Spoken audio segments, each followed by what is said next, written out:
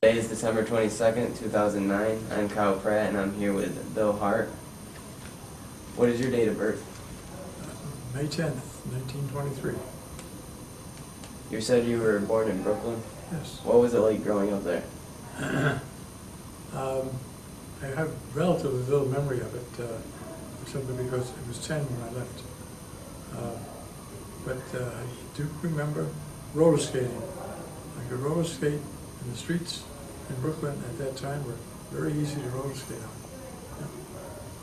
Now, during this time, the Great Depression was going on. How was that to cope with? Well, the Depression was just starting to hit when we moved from Brooklyn up to Ulster County in the town of Ellenville. And we moved there because living was less expensive. What does your family consist of? Did you have any brothers or sisters? I had 2 brothers and a sister. Uh, They're younger than I. You said you went to Ellenville High School. Where did you go to college? MIT, What was your major? chemical engineering. When did you start thinking about the military and service? Well, we had no choice. As soon as you went to the school, the first semester, you were indoctrinated into ROTC, Reserve Officers Training Corps, which was a program from that school. And everyone had to take it for the first 2 years. Now, I happened to be in that program when Pearl Harbor occurred. Actually, I was visiting some family friends in Leominster, Mass., and we just got back from church, and the news hit on the radio. And the rest of the day, we had nothing else to think about. We knew there was going to be war. Did that set you up to go to war, or No. was that? No, I didn't have to, in a sense, because I was not called up with the draft because I was going to this engineering school. And also, I was taking ROTC. But then in the second year of school, the officers who were running the ROTC persuaded the bulk of the class, probably 80% of us, to join the Army as enlisted reserve. And we sort of blithely assumed that we would finish school. Well, that didn't happen. By the end of the second year, this whole group of people was called up to be in the Army, and we were sent to basic training. And what branch did you serve in? Well, I started out as just a recruit going to basic training, which everybody gets when they go into the Army. And I'll give you an interesting sidelight. After this happened, we knew that we were going. I thought I might join the Marines. I still hadn't, really gotten my orders to go to the Army yet. So I went to a Marine recruiting station and had a chance to talk to the people. It sounded good. They asked me to take a physical. When I learned that I had 4 teeth missing, I was not eligible to be an officer. So that canceled that. And I went on to basic training at Camp Hood in Texas. How was this experience for you? Like the Pretty training awful. wise? Yes, we were just going through a northern winter. And Texas in the summertime is hot. And we were in a battalion of about 1,000 men. And out of the 1,000, there probably were 20 that had heat exhaustion. I spent 7 days in the hospital because of it. Because temperatures would get up 105 or over. What were you trained to do? Like, what was your position? Basic training is just the basics of infantry work, that's all. And at the end, I found that I had the option of going elsewhere. Most of these people, I have to say probably 99% of them went into a program that the Army had for people with a little more education than the average. And they were trained for various technical types of work within the Army. There were 3 of us that went elsewhere. One fellow actually volunteered to go to West Point. And you knew right away you had a long row ahead of you when you went to West Point. No one was really interested in that. Yeah. But 2 of us volunteered for the Air Force. I wanted to be a navigator. And I was accepted. So after basic, where the rest of the guys all went off to this Army Specialized Training Program, I went to a camp and was sit there for a couple of months until the program that they put me into got started. It was a schooling called pre-flight. And I was sent, now this would be in the latter part of 43, which is when I went in. How did you feel about Hitler rising to power at that time? Did you not really know about it, or? Everybody knew about it. We knew by then, of course, here we're talking, the war was on 2 years. He had the power. Everybody was interested in somehow finishing him off, but it was a long road from that particular time. How did you feel about like Germans in general? I really had no personal animosity. And I'll tell you a little later. I'll tell you a little more of the story. I went to this pre-free flight, which was conducted at Butler University in Indianapolis. And basically it was schooling to catch up for some people who didn't have enough education. And part of it actually included 10 hours of flight instruction.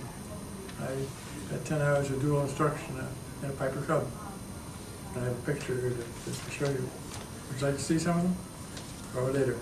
Probably later. Okay.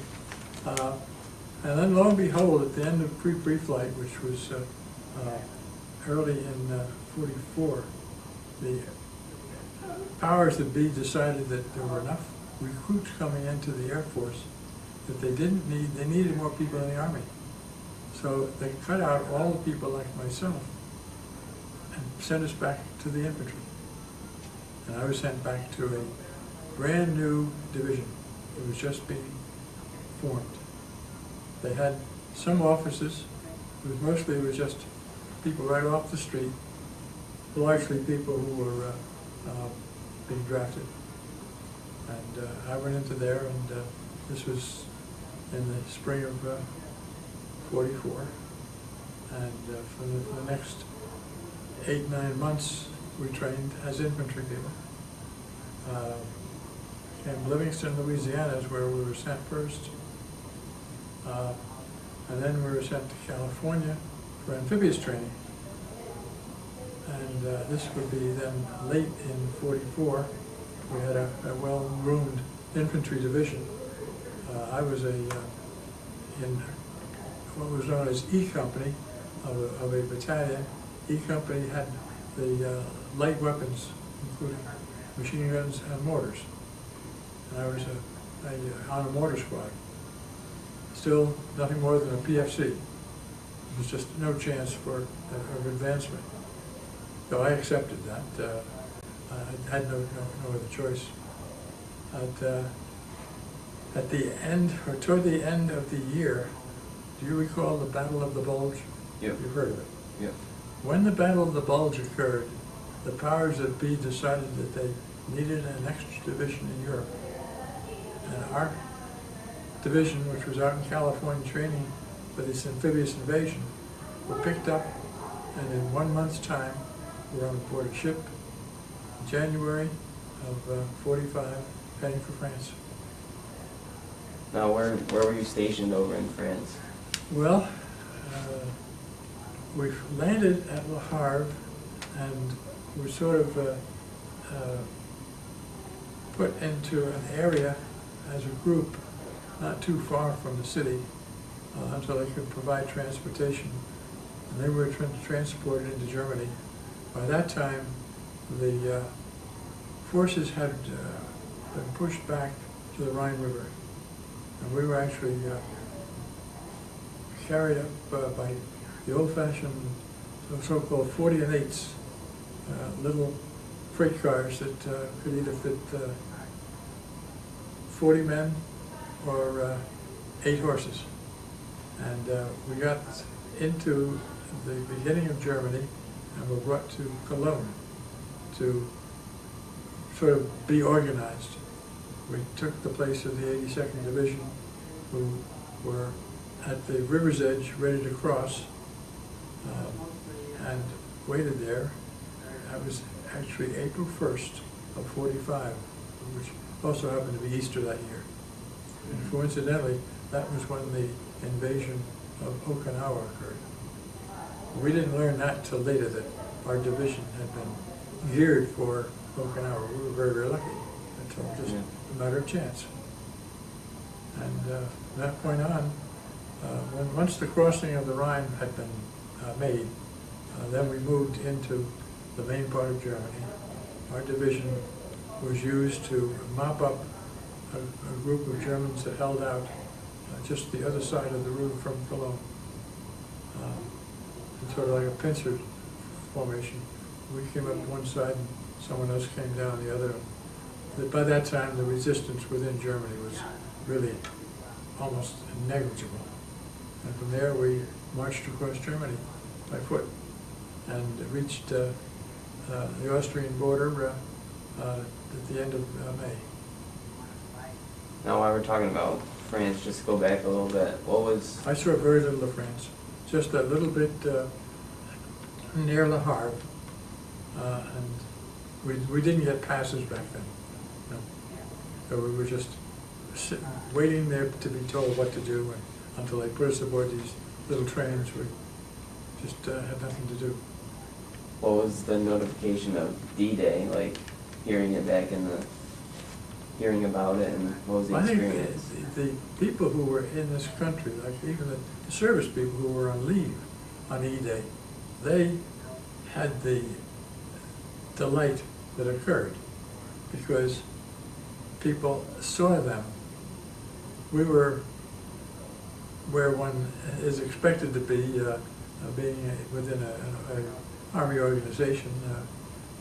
It was just a relief to know that the war was over and there wouldn't be any more fighting, at least in Europe. Now, how did you feel about FDR while he was president? I am not too politically oriented, so that I can't say that I ever was especially fond of him or against him. Not one way or the other. Do you remember anything when the atomic bomb was dropped on Japan? Well, you're moving ahead. After we reached the Austrian border, we were shuttled back and we were brought to the city of Karlsruhe, and we were just billeted there, and they tried to keep us busy. I can remember one nice thing that happened. Our company had a drilling contest, just to keep you busy, and our squad won it. And we got the privilege of going to the city of Baden-Baden, which was one of the few places in Germany that was not touched by the war. There was no reason to bomb it. And here was a city that it was just exactly what you would expect from what you read about the country. And there it was interesting. That was in what they called the French zone. Germany was broken up into the Russian zone, the French zone, the British zone, and the American zone. That happened to be in the French zone. And of course there was animosity between the French and the Germans. And I guess the Germans didn't enjoy being under the thumb, as it were, of the French garrisons. And I had interesting conversations with adults on that score. They wanted to know when the Americans were coming, for real. And yet, on the other hand, the young people, people your age or a little older, they didn't want to have anything to do with the soldiers, nothing at all. They still had animosity, but that was not unsurprising because they were educated to it. Now, when going on though, we got moved back to the States. We had a very nice furlough. The war in the Pacific was still on. Our division was primed for going to the Pacific to fight. And we were, the whole division was, should I say, restaffed and reorganized, and we were put on boats, and we actually were sailing out of San Francisco Harbor on VJ Day. Now, And so in terms of the atomic bomb, I don't think we knew much about it until well after the fact. I mean, you read about it today, and there's a lot more known. mm-hmm. The government didn't put out too much information in the beginning. It wasn't really until after the war was over that you learned much about it. Now, did you see any combat going into the Pacific, or? No, the war was over literally when we were sailing out away from the country. Mm-hmm. Now, the only engagement that I saw was that short period in Germany. And really, I have to say, there was only one battle that our division was involved in. And I don't think there were more than a couple of casualties and no deaths. So really, a very, very lucky group of people. How long was it after you said you were sailing out while it was ending? What happened at that point? Like, we were brought over to the Philippines, and we were put on sort of like guard duty. There was a pipeline ran from the main Air Force base was called Clark Field, and it was about 50 kilometers north of Manila. And there was a pipeline that carried gasoline from Manila Harbor up to the Air Force base. And our duty was to guard the pipeline. But there was still hostility amongst some of the natives. And still people knowing there was gasoline there that wanted to tap it and steal it. So we were a guard duty, that's all. So did the atomic bomb happen before you went over? Yes. Was that That was in August, I believe.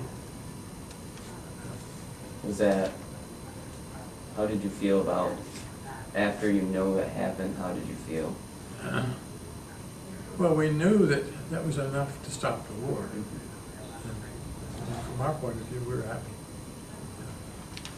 We can't say yes or no about the Japanese, because when you stop and think about how the Japanese fought and how they fought and died on Iwo Jima, Okinawa, you didn't want to meet them, really. A lot different than what Germans had, right? I think so, yes. Now, after you were on guard in the Philippines, were you sent back to the U.S.?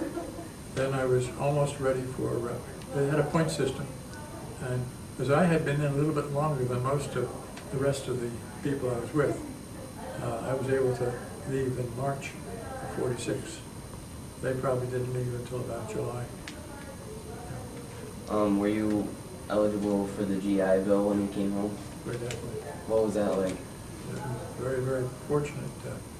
And certainly made it easy on my family. But I could support myself going to school. Yeah. You finished work schooling at when you came home? Yeah, I had 2 more years and finished them up. Yeah. And went out into the big world. What was it like after transferring back into like civilian life from being in the war so long? Then I had to work to earn money. As a matter of fact, I got a job on a golf course for the time period, because I got back in March of '46 and couldn't go to school until September. So I had to find something to fill up my wallet and also to put a little something aside for schooling too. I worked on a golf course. How has life been since the war? like the continuing years, has it been good? I think the fact that I went to MIT made it a little easier to find employment and to be respected. I feel that I've had a good life, but I went to a company, you heard of Imperial, Hercules, Sivagaki, a wonderful place to work. And Glens Falls is a wonderful place to bring a family. We had 6 children. They all were born here. They all went to Glens Falls High. Unfortunately, none of them live here now. Is there anything that you want some students to remember about World War II? Something very important to you, or? Gee, not specifically World War II. Any kind of war. Try to solve it without war. War is not the way to solve problems. I'm not in favor of war. Do you say that because you were involved in it, or do you? I think so, yeah. Well, thank you for your time, and I really appreciate you interviewing me. Okay. You guys said you had some fun. Yeah.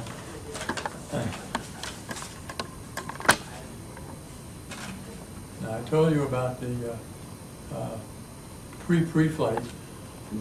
And there's me standing alongside a Piper Cub that I had 10 hours of flight instruction on. I have no pictures from the basic. This is what ended up while I was in the Air Force for a short period of time. Then I was bounced back to the infantry, and this is what I looked at in training for the infantry.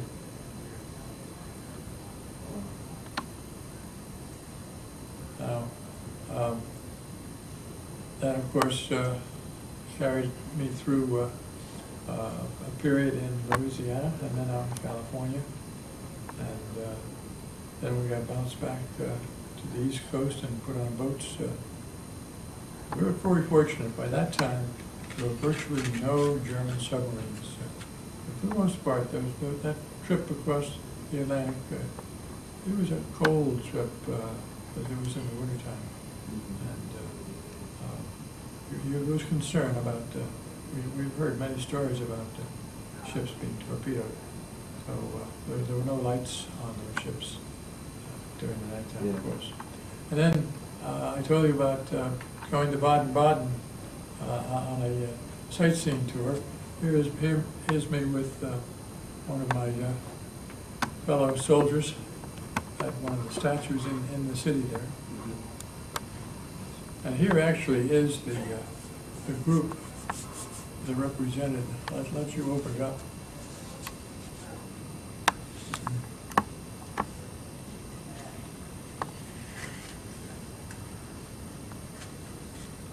I have the names, and they're numbered on the picture itself of, wow. of the members of my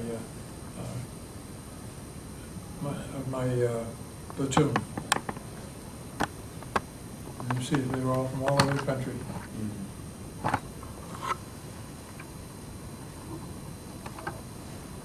Did you have any of your friends at all with you, or? No. See, remember I went into the Air Force and then got bounced back. Yeah. And it was certainly a random process. And those were all really young people, almost a year or so younger than I.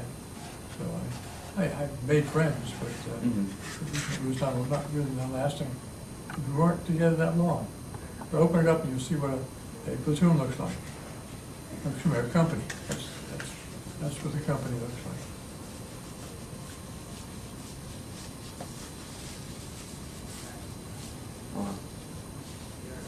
And so you see numbers on them. Those were, that was my individual platoon. That's a company there. Platoon was about a quarter of it.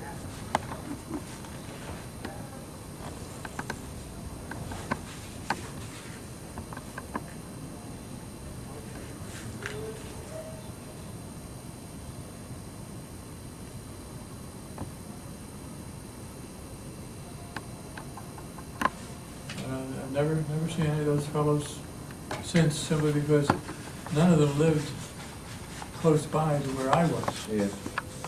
And since I came back earlier than most of them, there was not much reason to follow up.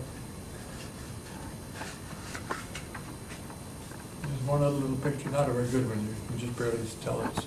I was taken in the Philippines.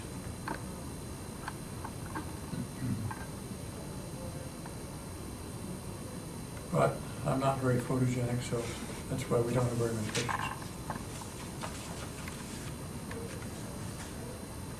So you see, I was lucky, Yeah. but I had no control over it. It was pure chance the way it happened. Well, thank you very much for doing this interview. I hope that you make the most of it. Now, I brought with me a book here. Take a look at it. You can borrow it if you want. It's a picture history of World War II. And if you need any background information, Yeah. it's full of it. Thanks. Okay. Okay, Kyle?